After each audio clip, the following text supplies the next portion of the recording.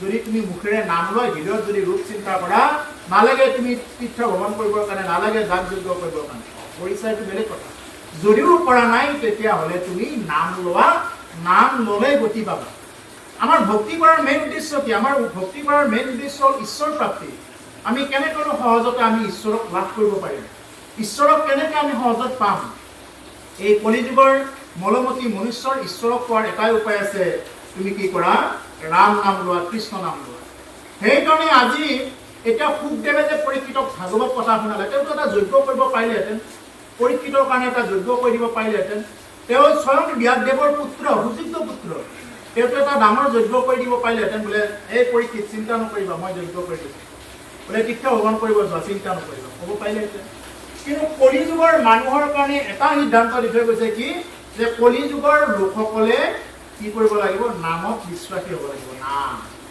কিন্তু নামত বিশ্বাস নাই আজিকালি মানুহৰ ওপৰত বিশ্বাস ইয়াৰ আগত কোৱাৰ দৰে পানীখিনি বিশ্বাস কোনোবাই যদি পানী মাৰি দিয়ে বাপ মই পবিত্ৰ হৈ গ'লো দিয়ক বাহিৰে ভিতৰে কোনোবাই যদি তাবিজ দিয়ে তাবিজত খুব বিশ্বাস কৰিব জাপ দিলে খুব বিশ্বাস কৰিব যিসকলে প্ৰকৃত ভক্তি কৰে মই এই আসনৰ পৰা এনে ক'ব লাগে কাৰণে কোৱা নাই আপুনি কোনো তাবিজ ল'ব নালাগে কোনো জাপ ল'ব নালাগে দেখিব আপোনাক কোনে কি কৰিব পাৰে আপুনি নাম লওক পুৱা সন্ধ্যা নাম লওক কৃষ্ণ নাম ৰাম নাম লওক দিনত অন্তত 1000 বাৰ কৃষ্ণ কৃষ্ণ ৰাম বা আপুনি গুৰুৰ মাধ্যমত যি নাম প্ৰাপ্ত হৈছে এই নাম উচ্চাৰণ কৰক কোনোবাই যদি তন্ত্ৰ মন্ত্ৰ মাৰণ বশীকৰণ সন্মোহন যদি কৰিব পাৰে এবাৰ কৰি চাওক তেওঁ যদি ভকতক যদি টাৰ্গেট কৰিব পাৰে এবাৰ কৰি চাওক তেওঁ গোষ্ঠী খেদিব ওলোটাকে কি হ'ব তেওঁৰ গোষ্ঠী খেদিব সেইকাৰণে ভকতে সদায় কি কৰি থাকে ভকত হ'ল সেইকাৰণে অবিধি কিংকৰ কোনো বিধি ব্যৱস্থাত নাই ভকত অবিধি কিংকৰ ভকত বুলি কয় ভকতে কেতিয়াও বিধি ব্যৱস্থাৰ মাজত নচলে আৰু বিধিৰ কিংকৰ কোনবিলাক যিয়ে নেকি যাগ যজ্ঞ কৰে এই হ'ল বিধিৰ কিংকৰ মানে ব্ৰহ্মাৰ কিংকৰ যিসকল প্ৰকৃত ভকতে শৰণ লৈছে তেওঁলোক ব্ৰহ্মাৰ কিংকৰ নহয় যেনেদৰে এতিয়া আপোনালোকে বুজি পোৱাত অসুবিধা হ'ব পাৰে আমি কিয় কিংকৰ নহয় বিধিৰ কিংকৰ কিয় নহয় ভাগৱত চাব লাগিছিল 7টাত আমি এতিয়া চাইছোঁ 8টাত আমাৰ ইচ্ছা গৈছে হয়তো আমি 5টা বজাৰ পৰা আৰম্ভ কৰিব পাৰোঁ আমি কোনো সময় নাচাওঁ আমি কোনো বাৰ নাচাওঁ শনিবাৰ হ'লেও হ'ল ৰবিবাৰ হ'লেও হ'ল সোমবাৰ হ'লেও হ'ল কিবা অমাৱস্যা পৰিলেও পৰিল পূৰ্ণিমা পৰিলেও পৰিল আমাৰ ভাগৱতে কোনো দুখ নধৰে এই ভাগৱতৰ যেতিয়াই ইচ্ছা তেতিয়াই চাব পাৰে আমি ৰাতি 2টা বজাতো আৰম্ভ কৰিব পাৰোঁ কিন্তু আপুনি পূজা পাতল নোৱাৰে এই বিধিৰ কিংকৰ মতে যাব লাগিব একদম গ্ৰহৰ নক্ষত্ৰৰ ক্ষণ মিলিব লাগিব তেওঁ উপযুক্ত হ'ব লাগিব বহুত কথা আছে সেইকাৰণে কি যে আমি ভকতবিলাক হ'লো কি অবিধি কিংকৰ কোনো বিধি ব্যৱস্থাত নাই আৰু অভকত হ'ল বিধিৰ কিংকৰ মানে বিধিৰ ব্যৱস্থাৰ লগত জড়িত এই হ'ল পাৰ্থক্য ভকত আৰু অভকত আৰু কৈছে যদি কোনোবাই ভক্তি কৰিব পাৰে কৈছে কৃষ্ণৰ কৃপাত হিতু বিঘ্নিৰ মুণ্ডত ভৰি দিয়া হৰি গুণ গাই নাচে কোনে প্ৰকৃত ভকতসকলে বিঘিনীৰ মূৰত ভৰি থৈ অৰ্থাৎ বিঘিনী যদি আহিছে বিঘিনীৰ মুণ্ডত ভৰি থৈ হৰি গুণ গাই নাচে কোনে ভকতে নাচে বেলেগে নোৱাৰে বেলেগে আকৌ যদি ভক্তি নকৰে তেওঁ তাবিজ ল'বই লাগিব জাপ ল'বই লাগিব উপায় নাই আৰু কিন্তু যদি তেওঁ ভকত হ'লেও ল'ব লাগিব যদি তেওঁ প্ৰকৃত নাম জপ নকৰে অভ্যাস যদি নকৰে যদি প্ৰকৃততে যদি তেওঁ নাম তেওঁ তাবিজ ল'বই লাগিব মনে মনে হ'লেও ল'ব লাগিব আৰু যদি তেওঁ যদি নাম লয় পুৱা সন্ধ্যা যদি গুণ সেৱা কৰে ঈশ্বৰক যদি স্মৰণ কৰে গুৰুক যদি স্মৰণ কৰে গুৰুৰ যদি কৃপা হয় কোনো এনেকুৱা এটা শক্তি নাই যি শক্তিয়ে তেওঁক লৰাব পাৰিব এনেকুৱা কোনো ধৰণৰ শক্তি তেওঁৰ ওচৰত কিয় হ'ব নাম এই হ'ল হৰি নাম সেইকাৰণে নামৰ ওপৰত বিশ্বাস ৰাখি চলিব লাগে যি ভকতে কোনো ধৰণৰ মানে একদম বিভিন্ন প্ৰকাৰৰ সেইবিলাকত ব্যস্ত হৈ নাথাকে বোলে তাবিজ লোৱা জাপ লোৱা এইবিলাক সেইকাৰণে ভকত অবিধি কিংকৰ কাৰণে সেইবিলাকৰ পৰা দূৰত থাকে এইবিলাকত নাই ভকতৰ দেহত এইবিলাক দেখা নাপায়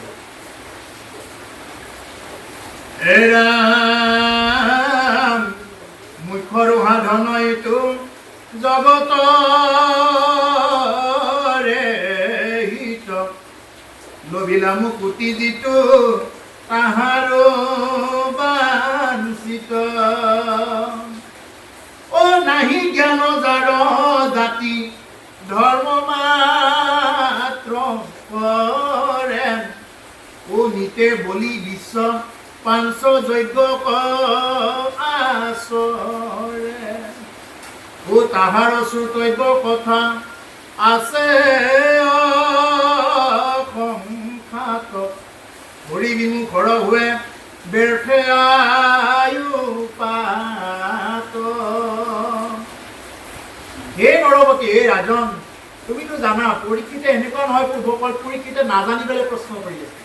পৰীক্ষিতে চব জানে, কিন্তু পৰীক্ষিতৰ যে পিছফালে বহি আছে নহয় গোটেইবিলাক ঋষিমুনিবিলাক, এই যিমানবিলাক মুনি আছে ৬০,০০০ ঋষিমুনি মানে এই কথাবিলাক পৰীক্ষিত যিহেতু আগত আছে গোটেইবিলাকে বুজি ল'ব লাগিব। কিন্তু বাকী পিছত হোৱা মুনিবিলাকে আকৌ পুনৰ ভাগৱত শুনিব লগা হ'ল। কিছুমান ৬০,০০০ৰে কি কৰিলে ২৮ সহস্ৰ ঋষি বেদত প্ৰধান, বাকী ৩২,০০০ মুনি কি কৰিলে উঠি গ'ল। এই পিছত যেতিয়া সুতক যেতিয়া নেকি কি কৰিলে পিছত মানে দায়িত্ব দিলে ভাগৱত শুনাবৰ কাৰণে, দায়িত্বা বিমান তেওঁলোকৰ জাতিক লৈ বিমান ভঙাৰ কাৰণে তেওঁলোকে বুজি নাপায়। তেওঁলোকৰ কথা হ'ল পৰীক্ষিতভাৱে ভাগৱত কৈছে, আমি এনেই পঢ়ি আছো আৰু এতিয়া আমি যদি চিন্তা কৰিবলৈ এই ভাগৱত এনেই ক'ব লাগে এনেই আছো আৰু এনেই তেওঁলোকৰ মানে কৰিছে যেতিয়া এওঁ তাত নাহিলেও বেয়া দেখি আহিছো আৰু এওঁ আকৌ আমাৰ দিনা আহে, এওঁ আকৌ যদি এওঁৰ দিনা নাহো বেয়া দেখি এনেকুৱা ধৰণৰ যদি চিন্তা কৰে তেতিয়াহ'লে এইটো নহয়। যদি এই ভাগৱত কথা মোক কৈছে ময়ো মৃত্যুমুখী লোক, মই মৰিবৰ কাৰণে গৈ আছো, কিন্তু কেতিয়া মৰো নাজানো, এই বুলি যদি ভাগৱত কথা শুনিব পাৰে, এই ভাগৱতে আপোনাৰ মোৰ জীৱনত ক্ৰিয়া কৰিব আৰু এনেকুৱাকে ক্ৰিয়া কৰিব এই ভাগৱতে জীৱনত আপোনাক সুন্দৰ সুস্থভাৱে জীয়াই থাকিবৰ কাৰণে ভাগৱতে কি কৰিব, এই গোটেইবিলাক বস্তু দি যাব জীৱনত। জীয়াই থাকোঁতে এইবিলাক বস্তু পাব। মই এনে ক'ব লাগে কাৰণে কোৱা নাই, মোৰ অভিজ্ঞতাৰ ফালৰ পৰা কৈছোঁ। এনে ক'ব লাগে, এনে বহুৱাই দিছে ক'ব লাগে, এইকাৰণে মই নাই কোৱা। নাই এতিয়া কৈ যাব।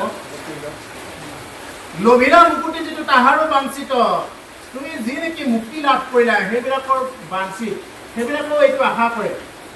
বাকী ঋষিমুনিবিলাকে যে যাগ যজ্ঞ কৰিছে তেওঁলোকেও আশা কৰে এনেকুৱা এটা পৰীক্ষিতৰ নিচিনা গতি পাবৰ কাৰণে, কিন্তু পৰীক্ষিতে ৭ দিন ভক্তি কৰিয়ে গতি পালে আৰু আমি নাপাওঁ। আমাৰ এনেকুৱা ৭টা দিন বহুত গুচি গৈছে, আমি কিন্তু নাপাওঁ। কিয় নাপাওঁ? কাৰণ আমি এনেকুৱাকে ভাবোঁ পৰীক্ষিত বেকৈ আছে ভাগৱতখন আমাকতো কোৱা নাই। আৰু কিছুমান আহিব গাজি কেইটা খোৱাৰ টাইমত, মানে ভোজ খোৱা, মানে পক্ষী আছে বিচাৰি ফুৰা, মানে কালি টোপোলা বান্ধা, এনেকুৱা যদি ভকত হয় তেতিয়া নাই। শব্দে ভৱ বিমোচন, ভৱ সংসাৰখনৰ পৰা কেনেকে মোচন হ'ব পাৰি যিয়ে নেকি দিন ৰাতি চিন্তা কৰে। শব্দে কেৱল কৃষ্ণৰ ভকতি, শব্দে তৰণৰ উপায় শৰণ, যিয়ে নেকি শৰণ লৈছে। যদি মানৱ জীৱন পাই যদি শৰণ লোৱা নাই ইয়াতকৈ দুৰ্ভাগ্য নাই। গতিকে তৰণৰ উপায় হ'ল শৰণ। এই হ'ল আপুনি য'তেই নলওক, আপুনি যি পন্থাই নলওক কিয় শৰণ ল'ব লাগিব। শৰণ বিনা গুৰু চৰণে ভকতি ৰকতি মুকুতি কবহু নহয়। স্বয়ং প্ৰভু ৰামৰো গুৰু আছে, কৃষ্ণৰ গুৰু আছে, চবৰে গুৰু আছে। যদি আমি শৰণ নলওঁ তেতিয়াহ'লে আমাৰ মিছ। আমি য'তেই নহওক আমি কিন্তু কি কৰিব লাগিব, শৰণ ল'ব লাগিব, যি গুৰুৱে এইবিলাক আমাক দেখুৱায়। এতিয়া কৈছে নাহি জ্ঞান যাৰ জাতি ধৰ্ম মাত্ৰ কৰে। এতিয়া এই যাৰ জ্ঞান নাইতে হয় এই জাতি ধৰ্মবিলাক কৰে বুলি কৈছে ভাগৱত। জাতি মই বোলে অমুক জাতি, এওঁ বোলে তমুক জাতি, এওঁ পঢ়িলে মই কিয় শুনিম, এওঁ লাৰিলে মই কিয় খাম। আৰে যদি আপুনি সৎ ভাৱত আছে, জাতি কোন? যিয়ে নেকি ভক্তিত এক হৈ আছে, ঈশ্বৰক ভজনা কৰিছে তেওঁৱে জাতি। অজাতি কোন? যিয়ে নেকি ঈশ্বৰৰ পিনে বিমুখ কৰি চলে, এই হ'ল অজাতি। আগতে জাতি দুটাই আছিল, এটা হ'ল পুৰুষ, এটা হ'ল মহিলা। এই জাতি দুটাই আছিলে সৃষ্টিৰ আৰম্ভণিত। কিন্তু আজি পুৰুষ মহিলা দুটাই হাতে হাত ধৰি চলিব লাগিছে আজি, হয়নে নহয়? পুৰুষ মহিলা আজি চবে হাতে হাত ধৰি সংসাৰ কৰি আছে আজি। কিন্তু আজি আমাৰ মানুহবিলাকৰ মাজত বাকীবিলাকৰ জাতি ভাগবিলাক উলিয়াই কি হৈ গ'ল, ইটোৱে সেইটোক চাব নোৱাৰে, ইটোৱে সেইটোক চাব নোৱাৰে, দেখিব নোৱাৰে। আৰু জাতি কি? ইয়াৰ আগত মই কৈছোঁ জাতি কি? ব্ৰাহ্মণ কাক কয়, ক্ষত্ৰিয় কাক কয়? গতিকে যিয়ে যুদ্ধ বিগ্ৰহ আদি লাগি আছে, যেনে আমাৰ সেনাবিলাক, এইবিলাক চব ক্ষত্ৰিয়। বৈশ্য যিয়ে নেকি বেপাৰ বাণিজ্যত লাগি আছে, দিন ৰাতি বেপাৰৰ চিন্তা কৰে, তেওঁ ক'তো আহিবৰ কাৰণে হয়, এইবিলাক বৈশ্যত কৰে।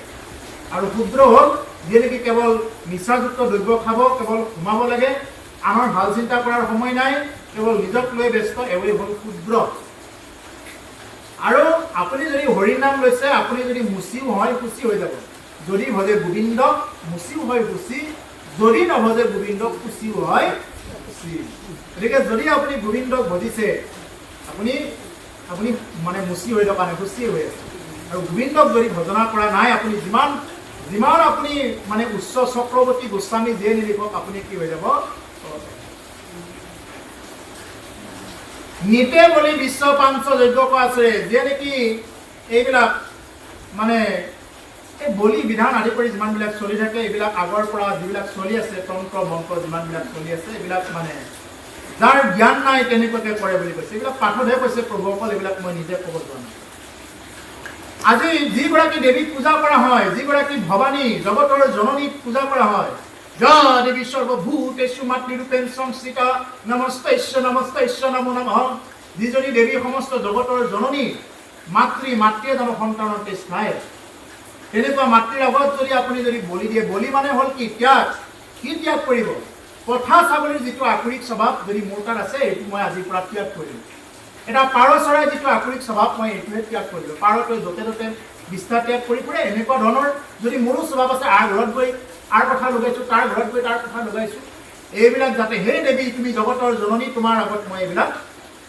মানে মই কি কৰিলোঁ সমৰ্পণ কৰিলোঁ এই হ'ল দেৱী ভক্তি আৰু যিদিনা তেওঁ দেৱী কেনেকুৱাকে ভক্তি কৰিব সেইদিনাই দেৱী তেওঁৰ ওপৰত সন্তুষ্ট হ'ব যিদিনা দেৱী তেওঁৰ ওপৰত সন্তুষ্ট হ'ব সেইদিনাই তেওঁ বৈষ্ণৱ হৈ যাব পাৰিব উদাহৰণ দি আছোঁ ভাগৱতৰ দ্বাদশ স্কন্ধ দশমত কৈছে কাত্যায়নী ব্ৰত পালন কৰিছিলে ব্ৰজাংগনা গোপীসকলে ব্ৰজবালা গোপীসকলে কাত্যায়নী ব্ৰত মানে দেৱী দুৰ্গাক প্ৰাৰ্থনা কৰিছিলে যি নেকি কৃষ্ণৰ লগত ৰাসলীলা কৰিছিলে গোপীসকলে ৰাসলীলা কৰা সেই গোপীসকলে কি কৰিছিলে দেৱী কাত্যায়নীক প্ৰাৰ্থনা কৰিছে যে হে আই নন্দৰ ঘৰৰ ইমান মৰম লগা সেই ল'ৰাজনক যাতে আমাৰ স্বামী কৰি দিয়া হয়নে কৰিছে এই প্ৰাৰ্থনা আৰু তেতিয়া দেৱী কাত্যায়নে কি কৰিছে আকৌ ভগৱান কৃষ্ণক প্ৰাৰ্থনা কৰিছে বোলে হে কৃষ্ণ যে তোমাৰ এই ভক্তবিলাক তুমি যাতে স্বীকাৰ কৰা এইটো কথা যিদিনা সেইকাৰণে কৈছোঁ যিদিনা আপোনাৰ ওপৰত দেৱী সন্তুষ্ট হ'ব সেইদিনা আপুনি শৰণ ল'ব পাৰিব সেইদিনা আপুনি পৰম বৈষ্ণৱ বা বৈষ্ণৱী হৈ যাব পাৰিব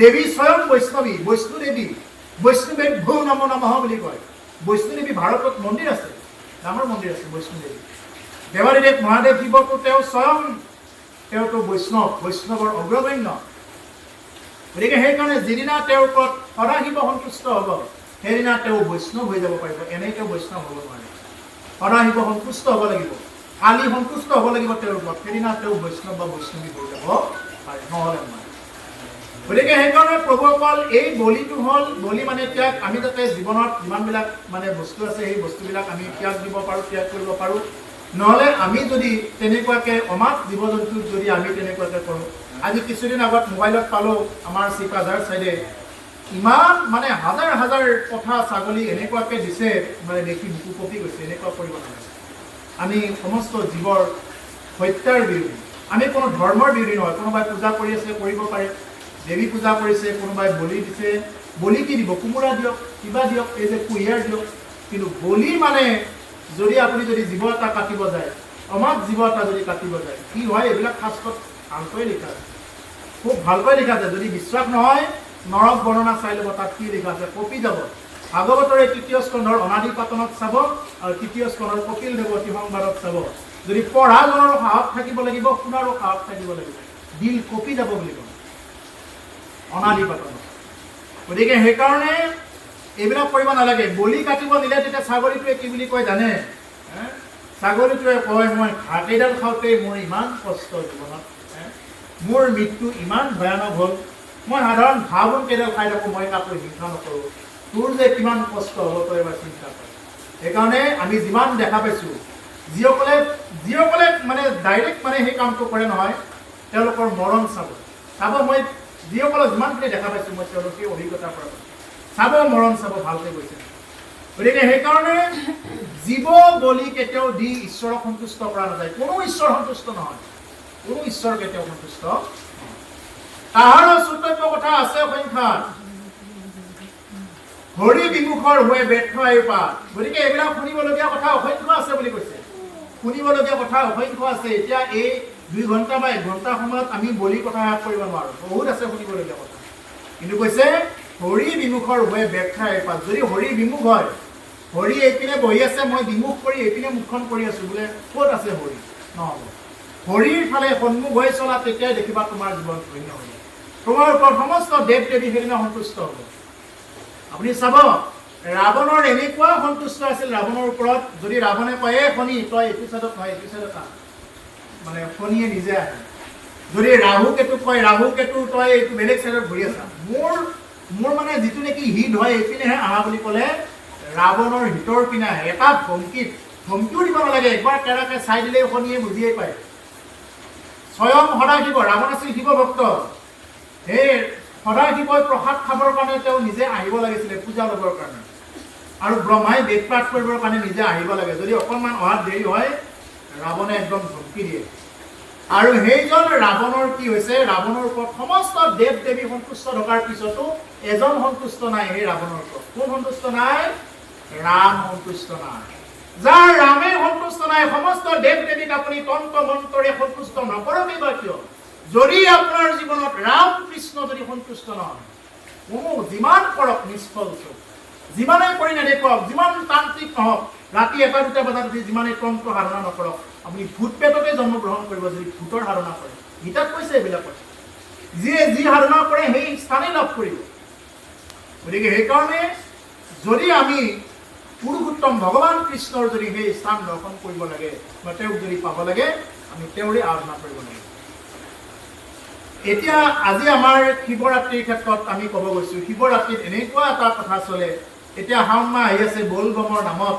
এনেকুৱা গুপাই ডেন্স মাৰি এটা হাফ পেণ্ট পিন্ধি এনেকুৱাকৈ ওলাব এইটো বৰ আচৰিত কথা এনেকুৱা কৰি শিৱ ভক্তসকলে শিৱক কি কৰি আছে নিন্দা কৰি আছে শিৱ এনেকুৱা নেকি শিৱই জগতৰ ঈশ্বৰ বুলি কৈছে জগতৰ ঈশ্বৰ শিৱ সেই শিৱই কেতিয়া বিপান কৰিছিলে যেতিয়া সৃষ্টিত হাহাকাৰ লাগিছিলে বাকুটিৰ আগৰ পৰা যেতিয়া নেকি হলাহল বিষ ওলাইছিলে সৃষ্টিত কোনেও যেতিয়া পান কৰিব পৰা নাছিলে তেতিয়া কি কৰিছিলে সদাশিৱই সেইখিনি পান কৰি এই কণ্ঠটো নীল হৈ গৈছিলে সেইকাৰণে নীলকণ্ঠ নাম পাইছে আৰু সেইজন সদাশিৱ আজিও সন্তুষ্ট হয় যদি কোনোবাই ফুলৰ গুটি মানে বেলপাত এটা এনেকুৱাকৈ লৈ যদি কোনোবাই যদি মানে কৰে এনেকুৱা কোনো দেৱতা সন্তুষ্ট নহয় কেৱল শিৱ সন্তুষ্ট হয় আৰু সেনেকুৱা শিৱৰ আগত যদি কোনোবাই যদি তেনেকুৱাকৈ যদি ভাং খায় নিজেতো এটা মন্ত্ৰ নাজানে শিৱৰ ইমান ধুনীয়া মন্ত্ৰ আছে এইবিলাকতো নাজানে কি কৰিব যায় ভোজপুৰী নৃত্য নাচিব যায়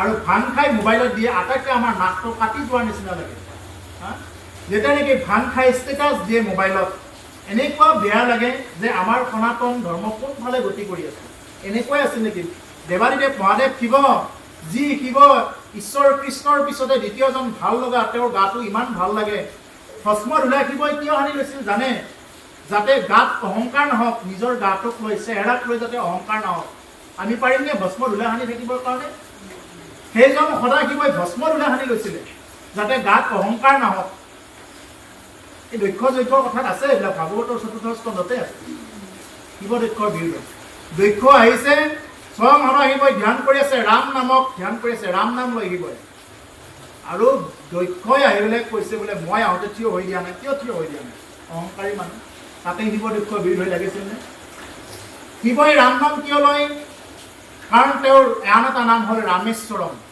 ৰামকে ঈশ্বৰ বুলি মানে তেওঁ এদিন আই পাৰ্বতীয়ে খোৱা বস্তু দি থাকোঁতে দেৰি হৈ গ'ল শিৱৰ মানে শিৱক দিওঁতে দেৰি হৈ গ'ল তেতিয়া আই পাৰ্বতীক কৈছে বোলে পাৰ্বতী আজি কিয় দেৰি হৈ গ'ল খোৱা দিওঁতে তেতিয়া পাৰ্বতীয়ে কৈছে বোলে আজি মই বিষ্ণুৰ সহস্ৰ নাম জপ কৰাত মানে 1000 নাম জপ কৰি থাকোঁতে দেৰি হৈ গ'ল 1000 নাম জপ কৰি তেতিয়া শিৱই কৈছে এইটো শিৱ পুৰাণৰ কথা শিৱই কৈছে বোলে হে পাৰ্বতী তোমাক মই আজি এটা সহজ উপায় দিম কি উপায় বোলে তুমি ৰাম নাম লোৱা ৰাম নাম ল'লেই সহস্ৰ নামৰ তুল্য হ'ব শ্ৰীৰাম ৰাম ৰামেতি ৰমে ৰামে মনোৰমে সহস্ৰ নাম তৎতুল্যম শ্ৰীৰাম নাম বৰাননে শ্ৰীৰাম ৰাম ৰামেতি ৰমে ৰামে মনোৰমে সহস্ৰ নাম তৎতুল্যম শ্ৰীৰাম নাম বৰাননে সহস্ৰ নামৰ তৎতুল্যম তুল্য যদি তুমি এবাৰ ৰাম বুলি কোৱা সেইকাৰণে আমি যদি শিৱ ভক্ত হ'ব লাগে ৰাম বুলি ক'ব লাগিব শিৱ মন্দিৰত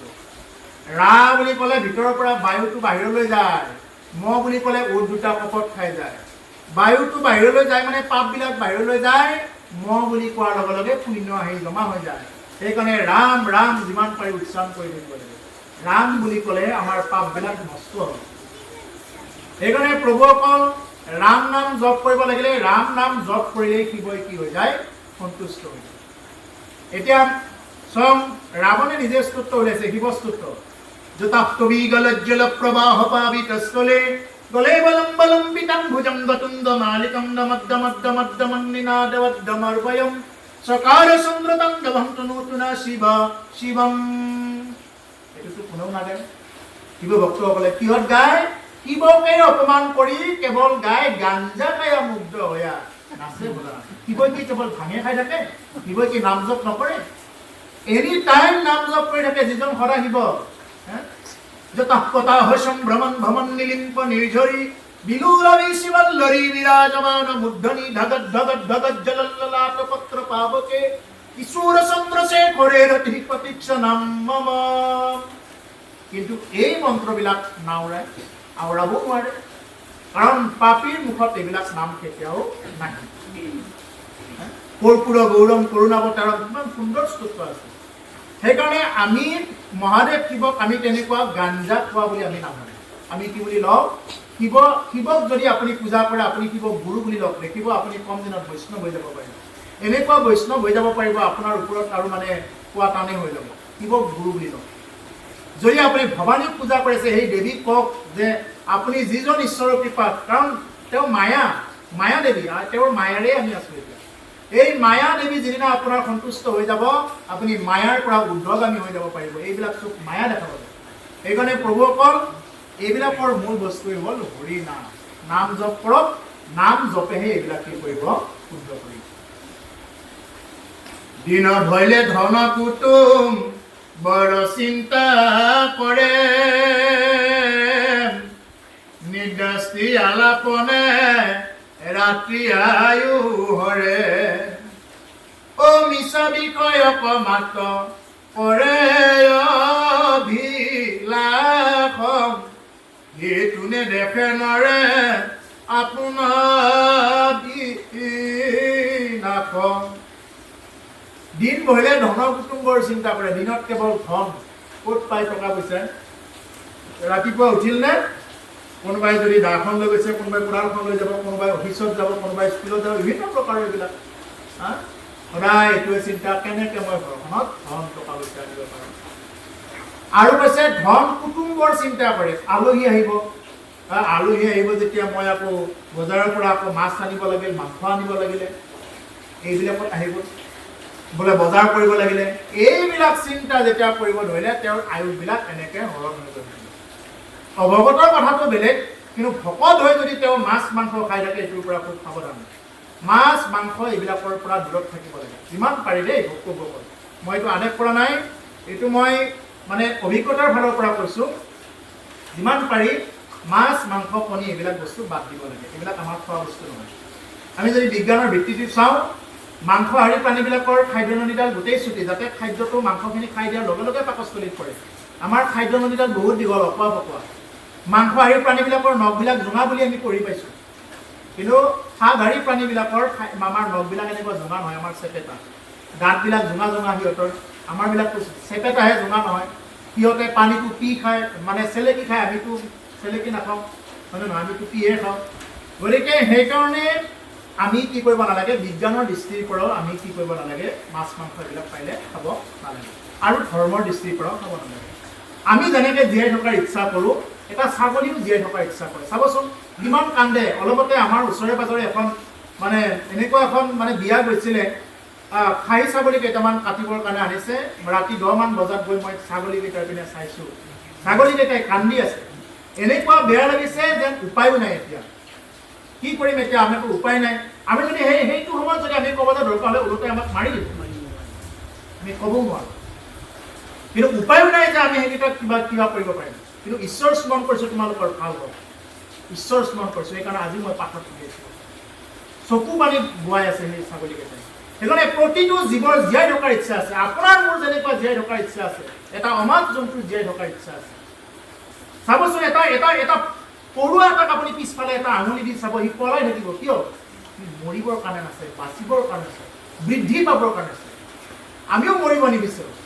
গতিকে সেইকাৰণে আমি যদি অমাত জীৱ এটাক আমি যদি মাৰি কাটি আমাৰ তৃপ্তিৰ কাৰণে, দানৱীয় তৃপ্তিৰ কাৰণে যদি কোনোবাই খায়, এনেকুৱাকৈ যদি কোনোবাই ধৰ্ম কৰে, 100% কৈছোঁ এখনৰ পৰা তেওঁ যদি ফল পাই চাব, তেওঁৰ যদি ফল, মহাপুৰুষ মাধৱদেৱ গুৰুজনাক কৈছে যে শংকৰদেৱ গুৰুজনাই কৈছে হে মাধৱ, যিটো মাধৱদেৱটো শাক্তধৰ্মী আছিলে, এনেকুৱা কৈছে যে হে মাধৱ, যদি জীৱ বলি দি যদি কোনোবাই স্বৰ্গ পায়, ইয়াতকৈ কি বেয়া কাম কৰি নৰক পাব, তুমি মোক এটা বৰ্ণনা দিয়া। তেতিয়াই মণিকাঞ্চ সংযোগ হৈছে।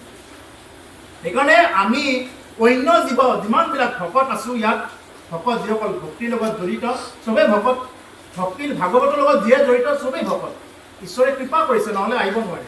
গতিকে সেইকাৰণে যিমানলৈ শুনে বা মাইকৰ ধ্বনিটো যিমানলৈ শুনে, যিমান পাৰি আমি অন্য জীৱ হিংসা কৰাবিলাক বাদ দিব। দেখিব হৃদয়ত এনেই আনন্দ আহিব, গেষ্ট্ৰিক কমিব, যিমানবিলাক কণ্ডিশ্যন আছে এইবিলাক কমিব।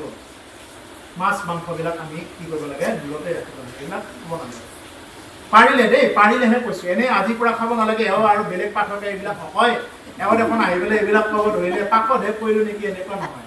এইটো নোৱাৰিলে নাই, কিন্তু মই কথাটো কৈছোঁ, যদি নাখায় তেতিয়াহ'লে ভাল, নাখালে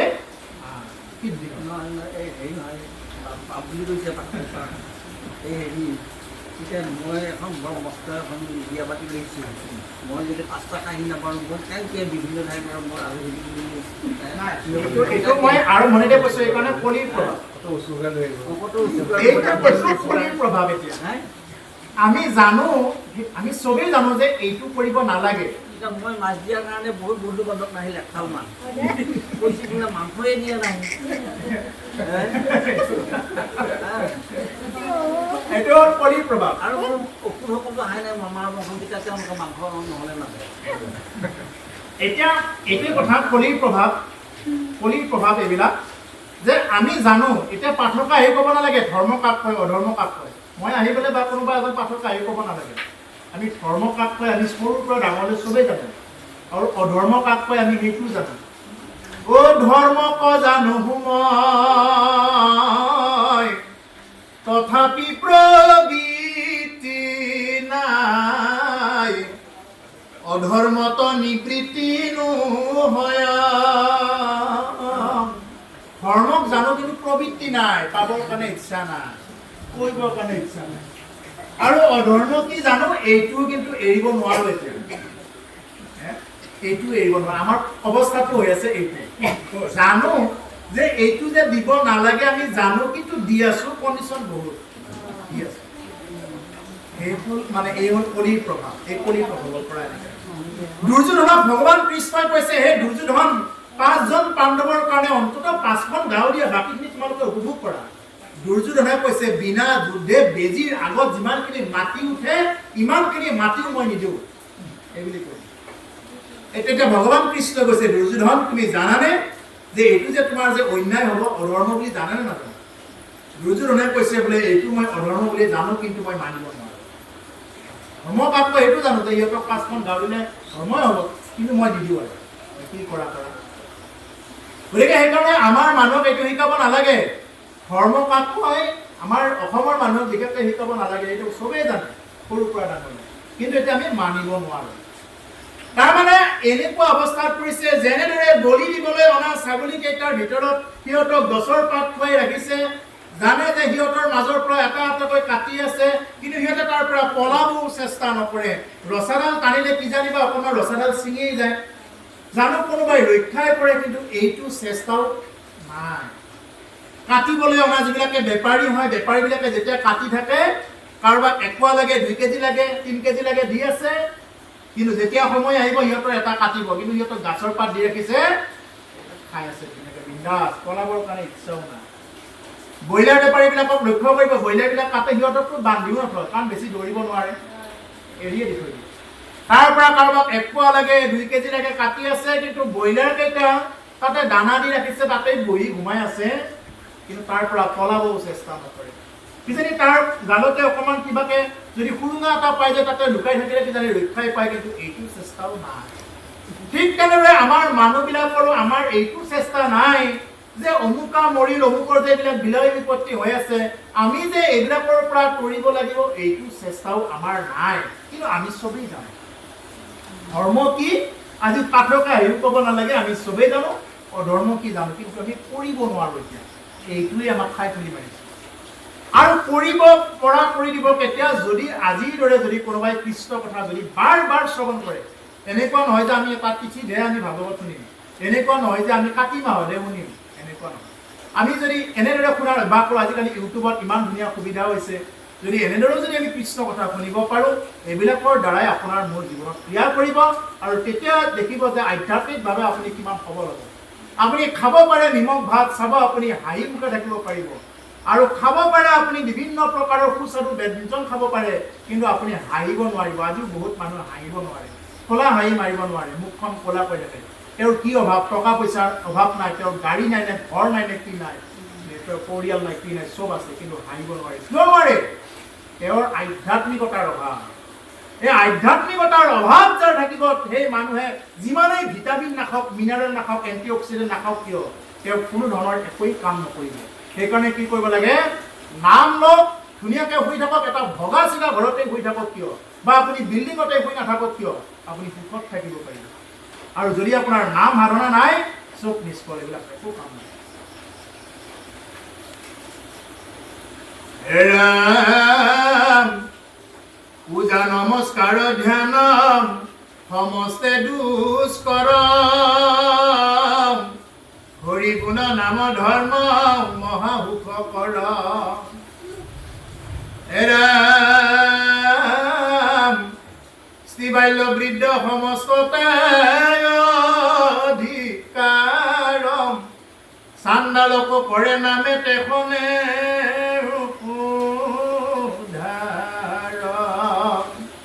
পূজা নমস্কাৰ ধ্যান সমস্তবিলাক দুষ্কৰ। দুষ্কৰ মানে কি? কষ্ট আছে, কৰিব পাৰিব কলি যুগতো, কিন্তু কষ্ট আছে। তাত বস্তুটো বিচাৰি ফুৰিব লাগিব। যদি এটা বস্তু যদি অকণমান ঘাটি হৈ যায়, আপোনাৰ পূজা সফল নহয়, 100% বুলি নহয়। আহুতি দিয়াৰ সময়তে গম পাব হাতখন পুৰি যাব, চিগনেলটো তাতেই আছে। গতিকে সেইকাৰণে কৈছে পূজা নমস্কাৰ ধ্যান এইবিলাক চব দুষ্কৰ, কষ্ট আছে। তীৰ্থ ভ্ৰমণ এইবিলাকতো কষ্ট আছে। তীৰ্থ ভ্ৰমণ কৰিব গ'ল, বয়সটো ঠিকে থাকিব লাগিব। যদি কঁকালটো যদি মানে ফোন কৰিব নোৱাৰে, তেতিয়াহ'লে তেওঁ পাহাৰ বগাই কেনেকৈ যাব সেইবিলাক মন্দিৰবিলাক চাবৰ কাৰণে? এইবিলাক চাব যাব নোৱাৰিব। গতিকে সেইকাৰণে পূজা নমস্কাৰ ধ্যান এইবিলাকত কি আছে? কষ্ট আছে। তীৰ্থ ভ্ৰমণ কৰিব গ'লে আজিকালি কি হৈ যায়, আজিকালি তাতে যাব তীৰ্থ ভ্ৰমণ কৰিব গৈ ঘৰৰ কথাই মনত পেলাই থাকিব। বোলে ঘৰত আমাৰ নাতিহঁতৰ কাৰণে কি লৈ যাম, আমাৰ ল'ৰাটোৰ কাৰণে কি লৈ যাম, এইবিলাকহে চিন্তা কৰি থাকিব। তীৰ্থ ভ্ৰমণ কৰিব যাব পাৰে, কিন্তু তীৰ্থ ভ্ৰমণ কৰিব গৈ আপুনি মায়াবিলাক অলপ বাদ দিব লাগিব। আৰু আপুনি যদি ঘৰত থাকিও যদি বৃন্দাবনক চিন্তা কৰি আছে, ঘৰত থাকিও যদি মথুৰাক চিন্তা কৰি আছে, ঘৰত থাকিও যদি দ্বাৰকাক চিন্তা কৰি আছে, হৰিদ্বাৰক চিন্তা কৰি আছে, তেতিয়াহ'লে আপুনি হৰিদ্বাৰত বাস কৰাৰ নিচিনাই হ'ব। কিন্তু হৰিদ্বাৰত থাকি যদি ঘৰত চিন্তা কৰি থাকে, আপুনি ঘৰত বাস কৰি থকাৰ নিচিনা হ'ব, ফল নিদিব। আমি অলপতে জগন্নাথপুৰী গৈছিলোঁ, আমাৰ এটা গ্ৰুপ, বিৰাট ডাঙৰ গ্ৰুপ এটাৰ আমি জগন্নাথপুৰী গৈছিলোঁ। জগন্নাথপুৰী যাওঁতে আমি 60জনমান মানুহেৰে এটা ট্ৰেইনত গ্ৰুপ হৈ গৈছিলোঁ। এনেকুৱা মানুহবিলাক ঘূৰি থাকিব ধৰিলে, ইটো যায় সেইপিনে বজাৰ কৰিব, সেইটো যায় সেইপিনে, কেৱল কাণ ফুলি লোৱাত ব্যস্ত, শামুকৰ খোলা মালা এইবিলাক লোৱাত। জগন্নাথপুৰীত গৈ এটা বস্তু বাদ দিব লাগে, মানে জীৱনৰ পৰা কিবা এটা বস্তু ত্যাগ কৰিব লাগে জগন্নাথপুৰীত গ'লে। মই কথাই এজনক সুধিলোঁ, বোলে বাপ আপুনিনো কি ত্যাগ কৰিলে? এইটো সুধিলোঁ, আপুনি কি ত্যাগ কৰিলে? তেওঁ ক'লে বোলে মই কচুটো ত্যাগ কৰিলোঁ। বোলে কচুটো ত্যাগ কৰিছে, কচুটোনো কিবা ত্যাগ কৰিব লগা বস্তু নাই। মই ভাবিলোঁ হয়তো আহু কচু বা লংকা কচু এনেকুৱা ধৰণৰ কিবা কচু কিজানি ত্যাগ কৰি দিলে জীৱনৰ পৰা, নাখায় আৰু। বোলে তেওঁ ক'লে কচু যিটো বৰাই নোখোৱা কচুটো এইটোৱে বোলে ত্যাগ কৰিলে। এই জগন্নাথপুৰীতেই গৈছে, তেওঁ তাতেই গৈছে। বোলে মই কচু আকৌ গোটেইকেইটা কচু ত্যাগ কৰা নাই, গোটেইকেইটা কচু ত্যাগ কৰা, যিটো মানে বৰাইও নাখায়, যিটো খজুৱাই দিয়ে, এই কচুটোহে নাখাওঁ, কিন্তু আহু কচু কিবা কিবি এইবিলাক চব খাওঁ, কিন্তু সেই কচুটোহে নাখাওঁ, সেইটো বুলিয়ে কৈছে। আৰু এগৰাকীয়ে ক'লে, বুঢ়ী মানুহ এগৰাকীয়ে ক'লে মই চেনী কল ত্যাগ কৰিম, চেনী কল। এইবিলাক বস্তু ত্যাগ কৰা বস্তু নহয়। কি ত্যাগ কৰিব লাগে তাতে গৈ? বোলে আজিৰ পৰা মই জীৱনত মাছটো ত্যাগ কৰি দিলোঁ, মাংসটো ত্যাগ কৰি দিলোঁ, বা আজিৰ পৰা মই অহংকাৰেই নকৰোঁ, অহংকাৰ ত্যাগ কৰি দিলোঁ, খঙে ত্যাগ কৰি দিলোঁ। আজিৰ পৰা এনেকুৱা বস্তুবিলাক ত্যাগ কৰিলে আপোনাৰ জীৱনত সেইবিলাক প্ৰকৃততে কাম কৰে। সেইকাৰণে কৈছে হৰি গুণ নাম ধৰ্ম মহাসুখকৰ। হৰি নাম ধৰ্ম কি আছে? মহাসুখ। হৰি নাম ধৰ্ম আপোনাৰ সুখেই সুখ আছে, ইয়াত কোনো ধৰণৰ দুখ নাই। স্ত্ৰী বাল্য বৃদ্ধ সমস্ততে অধিকাৰ, ইয়াত স্ত্ৰীসকলৰ অধিকাৰ আছে। এতিয়া বাকীবিলাকত কিন্তু স্ত্ৰীৰ অধিকাৰ নাই। স্ত্ৰীয়ে কোনো হিত কৰিব নোৱাৰেগৈ, বোলে মই আজি বামুণী হ'ম এই বুলি কৰিব নোৱাৰে মই আজি যজ্ঞত আহুতি এনেকৈ নহয় তাতে কি কৰিব লাগিব তাতে বামুণী হ'ব লাগিব মেইন আইসকলে গৈ তাতে মানে এইটো অধিকাৰ ল'ব নোৱাৰিব কিন্তু ইয়াতে হৰিনাম ধৰ্মত কৈছে যদি আইসকলৰ কোনোবাই যদি নাম গাব জানে আপোনালোকে নাম গাওক বোলে আইসকলৰ মাজতে বোলে আমি আজি ভাগৱত পাঠকে কৰিম আপোনালোকৰ মাজৰ পৰা কোনোবাই বোলে জানে কৰক গতিকে স্ত্ৰী বাল্য যিসকল বাল্য অৱস্থাত আছে বৃদ্ধ অৱস্থাত আছে সমস্তৰে অধিকাৰ আছে এই ভাগৱত ধৰ্মত সকলোৰে অধিকাৰ সাৰ্বজনীন অধিকাৰ আছে ইয়াত এনেকুৱা নহয় যে অমুকেহে পাৰিব অমুক জাতিয়েহে বহিব পাৰিব অমুক জাতিয়ে বহিব নোৱাৰে এওঁ বহিলে মই নুশুনো এনেকুৱা ধৰণৰ কথা ইয়াত ভাগৱত ধৰ্মত নাই ইয়াত এই শুকদেৱে যিজন জাতিত একদম প্ৰধান আছিলে তেওঁৱে যিদিনা সুতক দায়িত্বভাৰ দিছিলে সেইদিনাই তেওঁ এইবিলাক চব চেছ কৰি দিছে এইবিলাক আৰু কলি যুগত চাণ্ডালকো কৰে মানে তেখনে উদ্ধাৰ এতিয়া কাৰোবাৰ মনত হয়তো প্ৰশ্ন হ'ব পাৰে বোলে চণ্ডালক কৰিব নে নকৰে বাৰু স্ত্ৰী বাল্য বৃদ্ধ সমস্তকে কৰিলে চণ্ডালক এতিয়া ইয়াতে উত্তৰটো ক'লে যে চণ্ডালকো নামে উদ্ধাৰ কৰিব যদি চণ্ডালো হয় তেতিয়াও তেওঁ কি কৰিব নাম যদি লয় তেওঁ উদ্ধৱতী যাব পাৰিব সেইকাৰণে কৈছে ইটো মহাভাগৱত শাস্ত্ৰ বৈকুণ্ঠৰ আত মহাধৰ্ম নামেহে প্ৰত্যাত শ্ৰৱণ মাত্ৰকে কৰে কৃষ্ণ সাক্ষাৎ যদি শ্ৰৱণ কৰে শ্ৰৱণ কৰাৰ লগে লগে কৃষ্ণ সাক্ষাৎ কৰিব পাৰে কাৰণ এই ভাগৱত হ'ল বৈকুণ্ঠৰ শাস্ত্ৰ এনেকুৱা নহয় যে এই ভাগৱত আমাৰ কেইটা মানে লোক লাগি পেলাই এনেকুৱাকৈ বঢ়াই দিলে এনেকুৱা নহয় এই ভাগৱত স্বয়ং নাৰায়ণে ব্ৰহ্মাক কৈছিলে ব্ৰহ্মাই নাৰদক ক'লে নাৰদে ব্যাসক ক'লে ব্যাসে শুকক ক'লে শুকে পৰীক্ষিতক ক'লে আৰু সেই শুকেই শুতক কি কৰি থৈ গ'ল দায়িত্বভাৰ দি থৈ গ'ল ও বৈকুণ্ঠৰ কল্পতৰু ভাগৱত শাস্ত্ৰ ঐ ইহাৰয়তম ফল হৰিনাম মাত্ৰ হৰিনামে হৰিনামে হৰিনামে সাৰ ও হৰিনামে পৰি আছে জগত উদ্ধাৰ হৰিনামেহে জগত উদ্ধাৰ কৰি আছে আজি যদি হৰিনাম লোৱা এজনো যদি ব্যক্তি নাথাকে ইয়াত যদি হৰিনাম লোৱা এজনো যদি ভকত নাথাকে দেখিব সেইদিনাৰ পৰা এই পৃথিৱী ডুবি যাওঁতে বেছি সময় নালাগে সাগৰ যিয়ে দেখিছে গম পাব সাগৰে এনেকুৱা এটা ঢৌ দি আহে আকৌ ৰৈ যায় এটা ঠাইৰ পৰা ৰৈ যায় তাৰ বাধাত এজন ঈশ্বৰৰ বাধাত অতিক্ৰম কৰি থাকে আজি দিনৰ পিছত ৰাতি হৈছে ৰাতিৰ পিছত দিন হৈছে এইবিলাক যে হৈ আছে আজিও ইয়াত সন্ত পুৰুষসকল আছে আজিও আপোনাৰ হ'ব দৰে সন্ত মহন্তসকলে শুদ্ধ সদাচাৰীভাৱে এই ভাগৱত কথা কৃষ্ণ কথা গুণ নাম এনেকুৱাকৈ লৈ থকা বহুত সন্ত পুৰুষ আছে কাৰণেহে আজি এই পৃথিৱীত ফল ধৰি আছে এতিয়া গছে যিমান যি হ'লেও অকণমান হ'লেও এতিয়া ফল দি আছে দ্বাদশ স্কন্ধত কৈছে এদিন এনেকুৱা আহিব ফলো নাপাব এনেকুৱা এটা দিন আহিব একো ফলো নাপাব একো নাপাব ক'তোৱে একো নহ'ব গতিকে সেইকাৰণে আজিৰ এই কলিৰ আৰম্ভণিৰ সময়খিনিতে যদি কোনোবাই ভক্তি কৰি ল'ব নোৱাৰে যদি এইখিনি সময়তে যদি কোনোবাই ভক্তি কৰি ল'ব নোৱাৰে আৰু এদিন যে ভক্তি কৰিম আৰু এদিন এনেকুৱাকৈ কলাইগাঁও এৰিয়াত জন্মগ্ৰহণ কৰি আমি আকৌ এদিন ভক্তি কৰিম দে এইবিলাক আশা বাদেই দিয়ক এতিয়াই ধুতি চোলাযোৰ পিন্ধি আহিলে মানুহে হাঁহে ভকতডাল কহলাইছে বুলি ক'ব ভক্তেনি বুলি ক'ব হাঁহিব ঠাট্টা কৰিব আৰু আপুনি গধূলি গধূলি আনৰ চৰ্চা কৰি ফুৰক বেয়া নাপায় ভালে পাব ধুনীয়াকৈ চাহ তাহ বহুৱাই দিব একে কথা শুনি মানে টোপনি নালাগে যদি কাৰোবাৰ জীৱনৰ যদি কলংকিত কথাবিলাক কয় কোনোবা ল'ৰাৰ কলংকিত কথা কোনোবা বোৱাৰীৰ কলংকিত কথাবিলাক যদি ধুনীয়াকৈ উলিয়াই লয় তেতিয়া কি বুলি ক'ব ইছ বাপ আহে ইমান দিনৰ পৰা কিয় কোৱা নাছিলে কোনেই নাছিলোঁ ইমান দিনৰ পৰা বুলি ক'ব ধুনীয়াকৈ কাণখন বাতি ল'ব মাইকেই নালাগে তেতিয়া আৰু এইবিলাক কথা আপুনি যিমান মাইকত কৈ থাকক এইবিলাক কথা কাণতেই নোসোমাই এইবিলাক এখনেদি সোমাইছে এখনেদি ওলাই গৈছে ইয়াত যদি সোধে অহাকালিলৈ যদি সোধে অহাকালি নহয় আৰু এঘণ্টাৰ পিছত যদি সোধে কোনখিনি স্কন্ধ পঢ়িলে বুলি ক'লে এইটো মানে পাহৰিব আৰু যদি কোনোবা এজন সাধাৰণ MLA বিধায়কে আহি পেলাই যদি কোনোবাই যদি এখন কম্বল দিয়ে এখন যদি ধুতি এখন যদি দিয়ে সেইখনত কিন্তু খুব মনত ৰাখিব বা কম্বল দিছে সূতাই পোহাৰ কাৰণে আমাৰ লখিমপুৰ পুখুৰী পাৰতটো একদম মূৰৰ চুলি চিঙা চিঙি এখন যুদ্ধ লাগি গৈছিল আইসকলৰ কিছুদিন আগত মানে কিছু বছৰ আগত এক পোহা সূতাৰ কাৰণে মানুহে যুদ্ধ কৰিব যায় লখিমপুৰ মীন মহলত মই নামকাৰীয়ে কৈছোঁ প্ৰমাণ দিব পৰা মানুহো আছে কিন্তু ভাগৱত কথা শুনাৰ কাৰণে মানুহৰ অভাৱ সময় নাই সময় নাই কেতিয়া শেষ কৰিব সময় নাই সেইকাৰণে প্ৰভুসকল যিবিলাক কথা আমাৰ জীৱনত কামত আহে এইবিলাক কথা আমাক শুনিব নিদিয়ে কোনে শুনিব নিদিয়ে মায়াই শুনিব নিদিয়ে কাৰণ শুনাৰ লগে লগে সেইটো আত্মা তৰি যাব পাৰে কিন্তু মহাপাপী আত্মাই সেইটো আমাক কি কৰিব নিদিয়ে শুনিব নিদিয়ে প্ৰভুসকল 9:30 বাজিল প্ৰায় কিন্তু আমাৰ অধ্যায়টো শেষ হওঁতে অকণমান দেৰি লাগিব আৰু এই পাঠটোৰ অকণমান আছে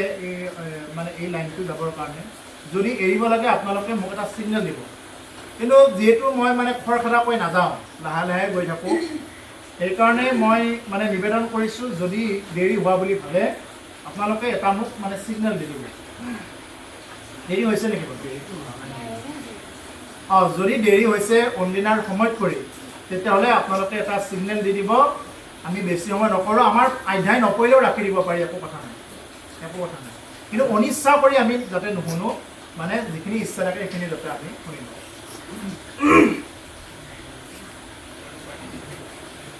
হে ৰাম প্ৰশ্নৰ উত্তৰ দেও শুনা সাৱধান কৃষ্ণৰ নামেহে জানা পৰম কল্যাণ নামে সাধে যাৰ যেন মতয় অভিলাষ ও জীৱা মুখ্য চাহে বৈকুণ্ঠ দেন্ত বাস এতিয়া নামেহে কি কৰিব পাৰে যাৰ যেনেকুৱা সাধে সাধনা কৰে এইবিলাক কি কৰিব পাৰে ক্ৰিয়া কৰাই দিব পাৰে বৈকুণ্ঠত বাস কৰাই দিব পাৰে কোনে নামে বাস কৰাই দিব পাৰে নাম যদি নলয় নামে যদি উচ্চাৰণ কৰিব নোৱাৰে এইবিলাকে আপোনাক মানে বৈকুণ্ঠত বাস কৰাই দিব নোৱাৰে এতিয়া আমাৰ বহুতৰ মুখত বৈকুণ্ঠটো নাহে স্বৰ্গহে স্বৰ্গনো আমাৰ পৰা কিমান দূৰ ভূলোক ভুৱলোক জনলোক স্বলোক মহলোক তপলোক সত্যলোকত ব্ৰহ্মা থাকে এই ওপৰত আপসপ্ত বৈকুণ্ঠ গতিকে এই 7টা স্তৰত ইয়াৰ পৰা ব্ৰহ্মলোকলৈ যিমানবিলাক আছে চববিলাক মায়া সজ্জাৰ মাজত থুমতি গৈ আছে আমাৰ ইয়াৰ পৰা ব্ৰহ্মলোক আনকি ব্ৰহ্মাও মায়া সজ্জাৰ মাজত থুমতি গৈ আছে সেই ব্ৰহ্মাই আদি কৰি জীৱ যত ৰাম ৰাম ৰাম ৰাম ৰাম মায়া সজ্জা মাজে আশ্ৰয় ঘুমতি যায় আমি ইয়াৰ পৰা ব্ৰহ্মলোকলৈ যিমানবিলাক দেখা পাইছোঁ চব মায়া সজ্জাৰ মাজত এই মায়াবিলাকে আমাক ভাগৱত পাঠ শুনিব নিদিয়ে ভাল কৰ্মত আমাক আহিবও নিদিয়ে কোনে নিদিয়ে মায়াই নিদিয়ে মায়াৰ দূৰত আমি বন্দী হৈ যাওঁ আমি মিছাটোকেই সঁচা বুলি দেখা পাওঁ সঁচাটোকেই মিছা বুলি দেখা পাওঁ কোনোবাই বোলে দামী ঘৰ বান্ধিলে এইটোকে আমি বহুত বুলি দেখা পাই আছোঁ কিন্তু মৰাৰ দিনা যে তুমি যিমান কোটি টকা হ'লেও যে তুমি এটা সম্পত্তি দিব নোৱাৰা তাৰ পৰা এক নয়া এটা নিশ্চয় তোমাৰ যদি সাধ্য আছে গতিকে কাৰো সাধ্য নাই সেইকাৰণে মৰাৰ সময়ত কি যাব তোমাৰ লগত যাব পাপ আৰু পুণ্য কিন্তু তুমি কিমানখিনি পুণ্য অৰ্জন কৰিলা কিমানখিনি তোমাৰ জীৱনত পাপ অৰ্জন তুমি মৰিলে একো দিব নোৱাৰা দুদিনৰ কাৰণে আহিছোঁ দুদিনলৈকে গাই থৈ কৈছে আজি হাঁহি আছো ক'বতো নোৱাৰো আজি হাঁহি আছো ক'বতো নোৱাৰো কালি বা কি আছে হাই কপালতে কালি বা কি আছে হাই আজি আমি হাঁহি মাতি কথা কৈ আছো কালি কি হয় আমি কোনেও ক'ব হাত হতৰুৱে গুণ বখানিব বংশ তুমি চকুলো টুকিব কিয় ইয়াৰ পিছৰ স্তোত্ৰত গাইছে আৰু ঘূৰি নাহো বুলি হাত হতৰুবিলাকে গুণ বখানিব কিয় গুণ বখানিব আৰু যে ঘূৰি নাহো এইকাৰণেহে গুণ বখানিব নহ'লে আপুনি মই জীয়াই থাকোঁতে কোনেও সন্মান নিদিয়ে জীয়াই থাকোঁতে আপুনি সমাজৰ যিমানেই ভাল কাম নকৰক কিয় আপুনি সমাজৰ কাৰণে কথা কৈ কৈ বুকু ফালি দেখুৱাই দিয়ক কোনো প্ৰভাৱ নপৰিব কিন্তু যিদিনা মৰিব সেইদিনা আপোনাৰ কি কৰিব মানে হিয়া উজাৰি চবে কান্দিব কিয় হাত হতৰুৱে গুণ বখানিব বংশ কুটুমে চকুলো টুকিব আৰু ঘূৰি নাহো বুলি আৰু ঘূৰি নাহা কাৰণেহে তোমাৰ কাৰণে চকুলো টুকিব আৰু যদি কিবা আমাৰ এটা বছৰ থাকি আকৌ আহিব বুলি গম পায় বোলে এসপ্তাহমান থাকি আকৌ আহিব বুলি গম পায় কেতিয়াও আপোনাৰ ভোক নাগায় এই সমাজে আপোনাৰ মূল্য কেতিয়াও নিদিয়ে সেইকাৰণে এই সমাজৰ পৰা আপোনাৰ মূল্য বিচৰা উচিত নহয় আপুনি নিজেই লাগি যাওক যিদিনা আপোনাক ঈশ্বৰে মূল্য দিব সেইদিনা আপোনাক সমাজে মূল্য নিদিলেও আপুনি উদ্ধৱতিত যাব। যিদিনা আপোনাক ঈশ্বৰে মূৰ দি ল'ব সেইদিনা আপোনাক গোটেইবিলাকে আপোনাক বাহিৰ নকৰক কোনো ধৰণৰ প্ৰভাৱ। সেইকাৰণে ক'ব অকল আমি কি কৰিব লাগে, ঈশ্বৰক আমি মূৰ দি ল'ব লাগে আৰু ঈশ্বৰে আমাক যেতিয়া মূৰ দি ল'ব সেইদিনা আমাৰ কৰি যাব আমাৰ এই জীৱনৰ সমস্তবিলাক পাপ যোনবিলাক ঘটনা হ'বলৈ সমস্তবিলাক বৰষুণ হৈছে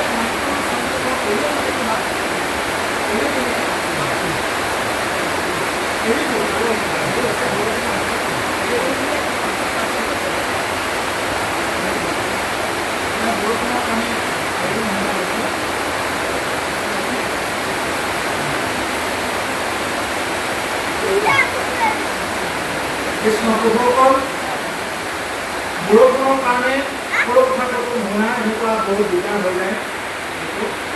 গতিকে আমাৰ ভাগৱত কথা কৈ থাকিলে আমি এতিয়াৰ পৰা যদি ৰাতিটো কওঁ ওলাই যাব। গতিকে সেইকাৰণে আপোনাৰভাৱে যিমানখিনি পাইছে এইখিনিকে গুৰু বুলি গ্ৰহণ কৰিব আৰু আপোনালোকৰ নিজৰে এজন বুলি যাতে এইখিনি লয়। যদি ইয়াত গ্ৰহণ কৰিবলগীয়া কিবা থাকে বুলি হ'লে গ্ৰহণ কৰিব, যদি বৰ্জন কৰিবলগীয়া থাকে বুলি হ'লে এইখিনি ইয়াতে এৰি দিব প্ৰাৰ্থনা কৰক। গতিকে আপোনালোকক এটাই অনুৰোধ জনাওঁ, যিমান পাৰে উঠি অহা নৱপ্ৰজন্মসকলক ভাগৱত কথা শুনাব। এই ভাগৱত কথা এনেকুৱা নহয় যে দাঁত চাপ কৰি গ'লে চুৰি পকি গ'লে তেনেকুৱা মানুহে শুনিব লাগিব, এনেকুৱা নহয়। উঠি অহা প্ৰজন্মক ভাগৱতৰ কথা শুনাব আৰু তেতিয়াও তেওঁলোকৰ দ্বাৰা এই নামঘৰ ভাগ পৰিচালনা হৈ থাকিব। নহ'লে আমি যোৱাৰ পিছত এইবিলাক কোনে ল'ব লাগিব, দায়িত্ব কোনে ল'ব? সেইকাৰণে উঠি অহা প্ৰজন্মক ভাগৱত কথা শুনাব। ভাগৱতত সৎ সন্তান কেনেকৈ আহে, সৎ সমাজ কেনেকৈ হাঁহে, এই গোটেইবিলাক কথাত ভাগৱতত এটা এটাকৈ পাঠ্য দিয়া আছে। এই সমস্ত কথা বুজি ল'ব পাৰিব। যদি কেতিয়াবা আকৌ প্ৰভু ভগৱন্তই কৃপা কৰে, আকৌ কেতিয়াবা আপোনালোকৰ মাজত দেখা সাক্ষাৎ হ'ব, প্ৰভু ভগৱন্তই কৃপা কৰিলে আপোনালোকৰ প্ৰতিপতিকৰ মংগল হওক, মনৰ হওক মনোবাঞ্ছা পূৰ্ণ হওক, প্ৰভু ভগৱন্তই কৃপা কৰক। যাতে এনেদৰে ভাগৱত পাঠ বাক্য অনুষ্ঠান চলাই লৈ থাকিব পাৰে, যাতে আজি যেনেদৰে এই শান্তিপুৰত সকলোৱে যাতে শান্তিৰে বসবাস কৰি আছে, ভৱিষ্যতেও যাতে শান্তিৰে সমস্তবিলাক বসবাস কৰিব পাৰে, প্ৰভু ভগৱন্তই সমস্তকে কৃপা কৰক। আৰু আমাৰো কওঁতে গাঁৱতে হয়তো অনেক ল'ৰালিকা হৈছে, আপোনালোকে নিজৰে এজন বুলি যাতে দায়টোক মৰিবন কৰি যাতে নিজৰে এজন বুলি যাতে গ্ৰহণ কৰে, তাৰ কাৰণে আপোনালোকক প্ৰতিকৰ কৃষ্ণত প্ৰাৰ্থনা জনাই আমি ইমানতে ভাগৱত পাঠ আৰু বাক্য অনুষ্ঠান সমাপ্ত কৰিছোঁ।